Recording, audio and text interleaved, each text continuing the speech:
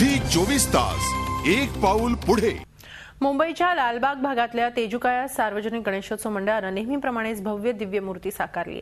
खरं म्हणजे गतवर्षी विसर्जन मिरवणुकीदरम्यान झालेल्या दुर्घटनेची कटू आठवण विसरून मंडळानं मोठ्या उत्साहात बाप्पाचं स्वागत केलंय। शेतकऱ्यांची व्यथा मांडणारी प्रतिकृती मंडळानं उभारली आहे। पाहूया आमचे प्रतिनिधी देवेंद्र कोल्हेटकरांचा हा रिपोर्ट। सध्या शेतकऱ्यांच्या संदर्भात अनेक प्रश्न गाजतात आहे। शेतकरी आत्महत्येचा विषय असेल किंवा शेतकऱ्यांच्या सदनतेचा विषय असेल आणि या सगळ्या विषयाचं प्रतिबिंब आपल्याला गणेशोत्सवात देखील पाहायला मिळतंय। यावेळेस आम्ही तेजुकाय सार्वजनिक गणेशोत्सव मंडळ लालबाग इथे आहोत।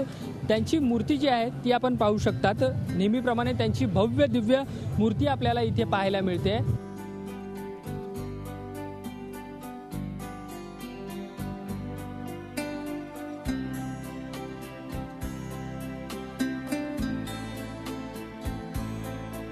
काय सांगाल यावेळच्या संकल्पनेबद्दल? या संकल्पनेबद्दल आमचा एकच विषय आहे की जे राज्यभरात जे काय घडामोडी चालल्या आहेत आणि आज शेतकऱ्यांवरती जी काय परिस्थिती ओढवलेली आहे ती आम्ही लोकांसमोर नजरेला आणून ठेवण्यासाठी हे सर्व आम्ही केलेलं आहे।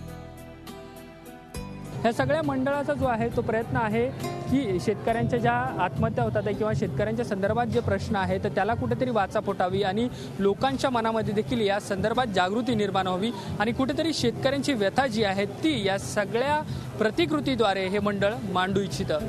झी 24 ताससाठी व्हिडिओ जर्नलिस्ट हरीश सावंतसह देवेंद्र कोल्हेटकर, मुंबई। झी 24 तास एक पाऊल पुढे।